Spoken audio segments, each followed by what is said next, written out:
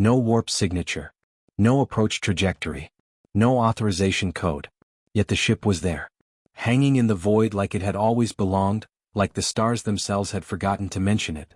To the Imperial defense grid of the Thalkar Empire, it was a ghost. A mathematical impossibility. A human warship, in the center of their most secure military sector. Right above Rendal 5, the Imperial fortress world known across 5 sectors for its impenetrable orbital ring. This wasn't a recon drone. Not a smuggler. Not a forgotten refugee skiff. It was a fully armed Terran dreadnought, broadcasting no ID, answering no hails, and doing only one thing. Waiting. Commander Varn Telos stood rigid at the core of the Rendal command nexus. He'd spent 17 years earning the title of High Executor, known for his ruthless precision and his Empire-first loyalty. But now, sweat clung to his upper neck fur and a terrible silence pressed in. How did it breach the perimeter? He asked. Silence. Was there a warp trace? No, sir, whispered his second. It just appeared. Appeared? From where? The second just stared at the screen, lips tight. Because no one wanted to say it. Not aloud. Not again. It had been 3 centuries since the human fleets had vanished beyond the outer spiral. Not defeated. Not destroyed. They had simply gone dark. No transmissions. No trade. No ambassadors. No signs. The Empire had declared humanity extinct in official records. Unfit for integration, they'd written. Unstable, emotionally volatile, unbound by consensus. That had been enough to make the archives delete entire Terran systems from public record. They were a ghost species. A cautionary tale for young tacticians. And now one of their warships was parked right above Rendal 5. The ship was unlike any recorded human design. Most Terran vessels had been brutalist, efficient, jagged, weapon-first monstrosities. This one? Smooth. Dark. Elegant. A single hull curve stretching from bow to stern, wrapped in what looked like layered memory metal that glimmered like an oil slick at night. No markings. No color. Just a strange, iridescent pulse that flickered every few seconds. And every pulse made Imperial systems blink. The planetary defense grid glitched every time that pulse passed. Weapons didn't lock. Orbitals failed to track. And that's when Varn realized. The ship wasn't jamming them. It was rewriting how their systems saw reality. Prepare to fire, Varn commanded. His tech teams hesitated. The target's not locking. Manual override. One by one, the orbital guns of Rendal 5 powered up. Dozens of moon-sized fusion cores aimed at the strange vessel hanging in their sky. On the 3rd pass, the system gave a green light. Fire. The warheads launched. 45 plasma-tipped torpedoes, guided by gravitational AI, flared into the void. Seconds passed. The warheads reached their target. And passed through it. No impact registered, came a whisper from the control deck. Replay the footage, Varn ordered. They did. And the entire command bridge watched, over and over, as their warheads simply moved through the human vessel as if it wasn't there. A trick. A phase shield. A distortion bubble? Maybe. But Varn knew tactics. He knew science. And what he saw wasn't deception. It was wrong. The kind of wrong that meant physics was either being ignored or broken. Sir, one of the communication officers said slowly, we're receiving a signal now. Everyone turned. From the ship. Varn asked. Yes. Is it text? Audio? The officer turned pale. It's laughter, sir. One human. Repeating. She swallowed. He's laughing in perfect Thalkar dialect. Across the Empire, encrypted flashes shot through command networks. Fleet admirals. Border marshals. Intelligence sectors. All received the same phrase. Terran designation. Seraphim 1 has returned. Target, Rendal 5. Outcome, variable. And under it a timestamp. Exactly 3 hours from now. But there was no declaration of war. No demand. No list of grievances. Just that, a name, a place, a time. And the growing sense that this wasn't retaliation. It was a message.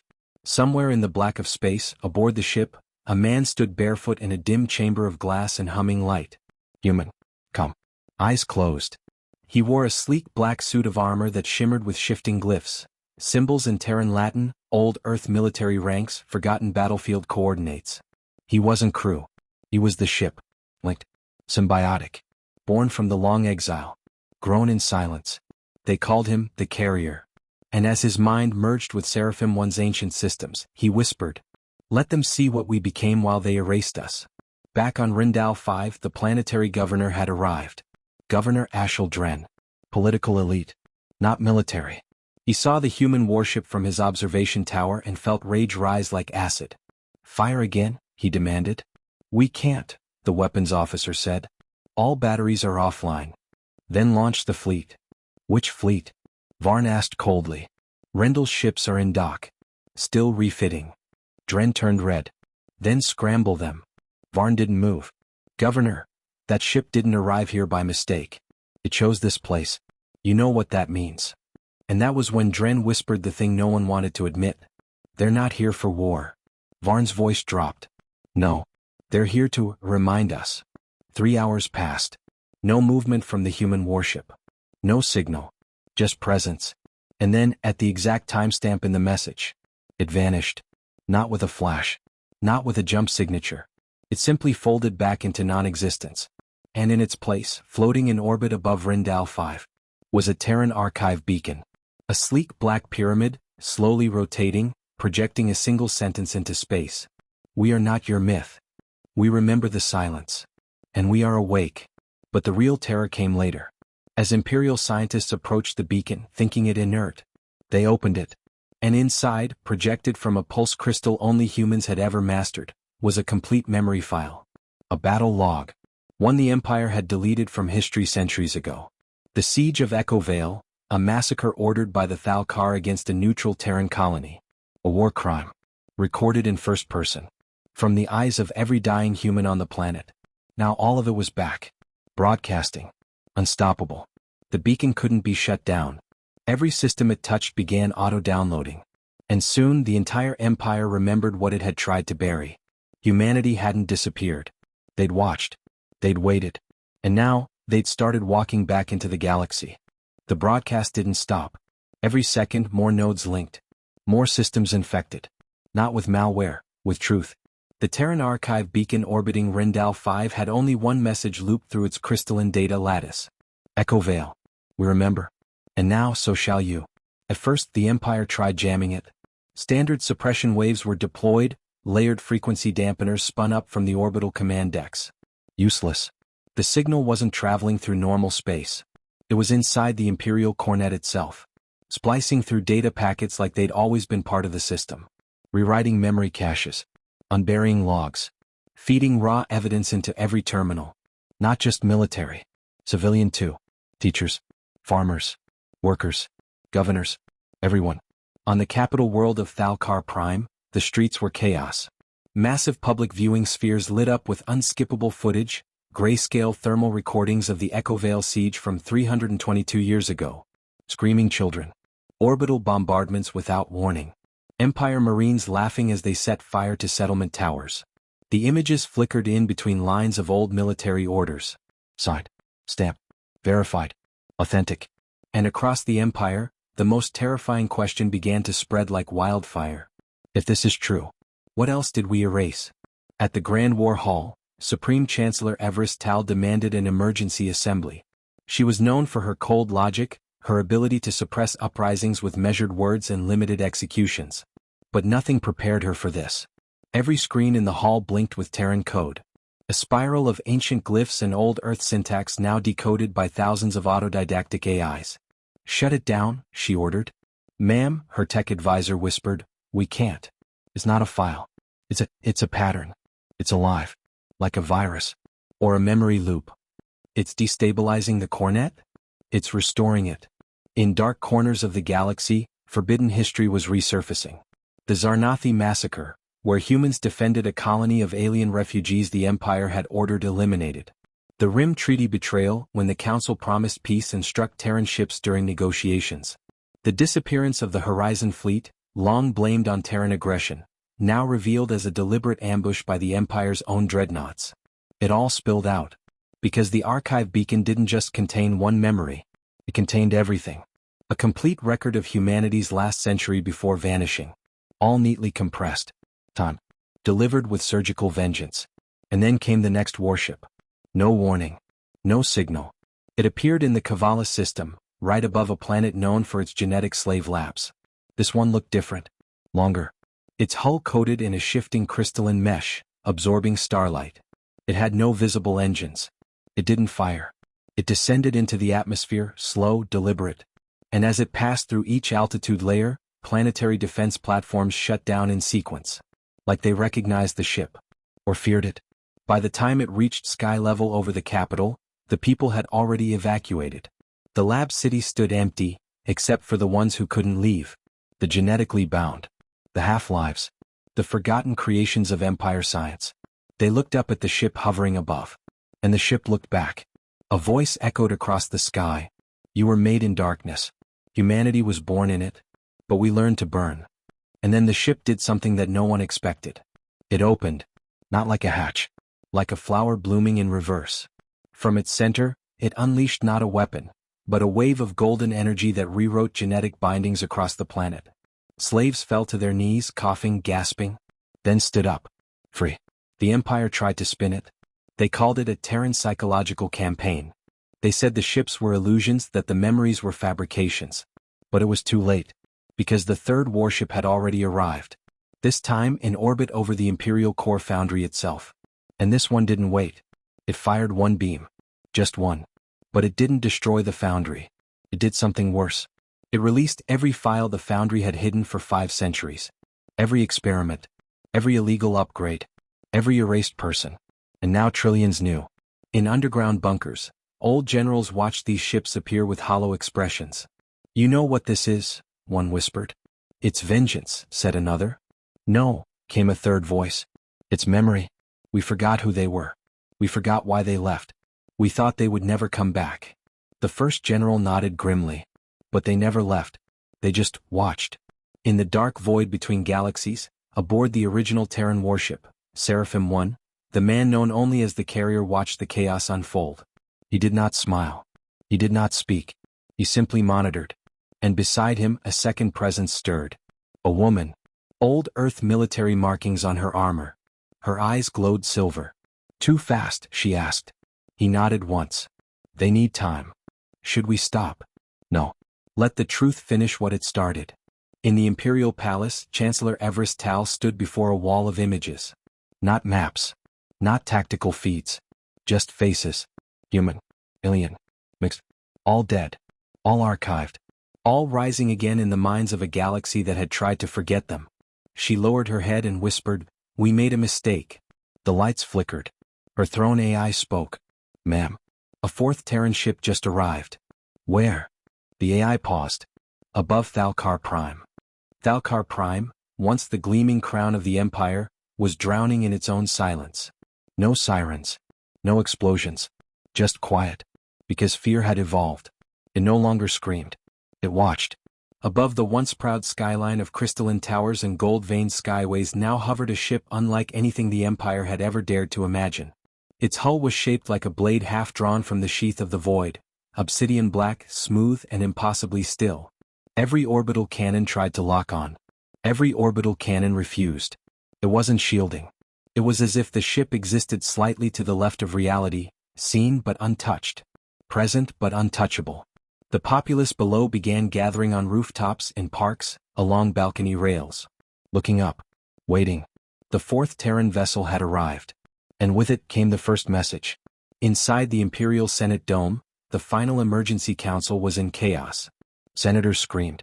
Some demanded the use of forbidden weapons. Others, more frightened, whispered of surrender. Then came the voice. It didn't play through the comms. It didn't route through screens. It was inside their minds. A calm, neutral tone. This is Terran Executor Unit 4. Designation, Judgment Wing. You erased our name. We restored our memory. Now we ask, will you choose extinction again? Every senator went still. They felt it. Not just the message, but the weight of something ancient behind it. Not AI. Not programmatic. A will. A presence. Watching. Chancellor Everest Tal stood alone at the speaker's pillar. She'd once ordered campaigns that crushed outer colonies for mere resistance. She'd signed the silence mandates that buried the Terran name in shadow.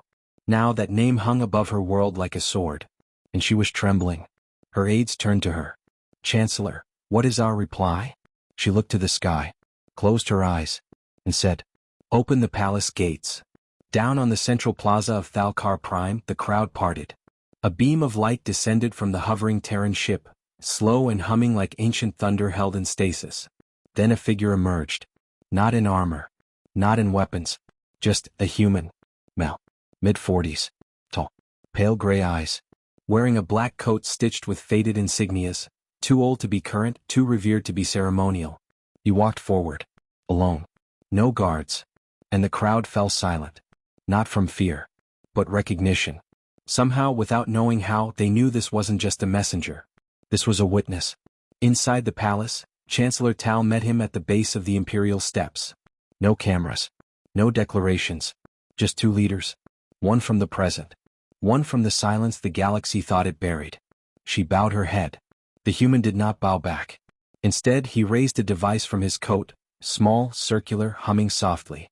He placed it on the marble floor between them. And it bloomed into a recording. The siege of Echo Vale played again. But this time from every perspective. Not just Terran. But Imperial commanders. Drone recordings. Civilian cameras long thought scrubbed. Truth in every direction.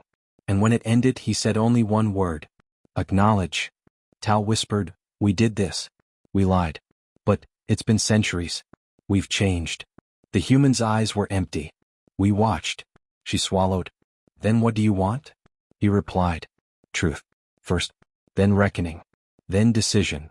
Across Thalkar Prime, all holoscreens activated, each displaying a choice. Two symbols. One for silence. One for memory. The people chose. Not just humans. Not just rebels. But Thalkar citizens. Empire-born. Those raised on propaganda. On glory. And still, the symbol for memory spread like wildfire. The Terran message. We do not come as conquerors. We come as consequence. In response, fleets from 3 Imperial sectors tried to rally. But every time they launched, a new Terran warship appeared. No weapons. No shots fired. Just proximity. And each Imperial admiral watched their systems refuse to attack. Refuse to move. Refuse to lie. Because the Terran code had already infected them. Not maliciously. Just truthfully. Each ship was forced to display the real orders in its logs. The real history. And then, the ships turned around. Mutinied. The Empire wasn't being defeated by war.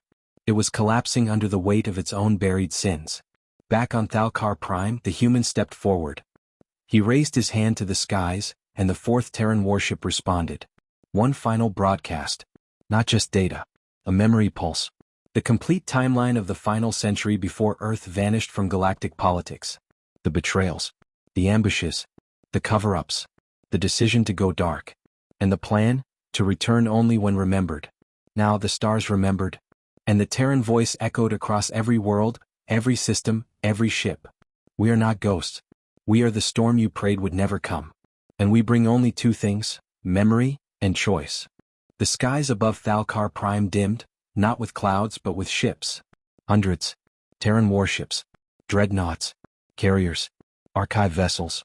Echo silencers. All emerging from the black like ancient gods waking from stasis. No jump trails. No warp shock. Just existence.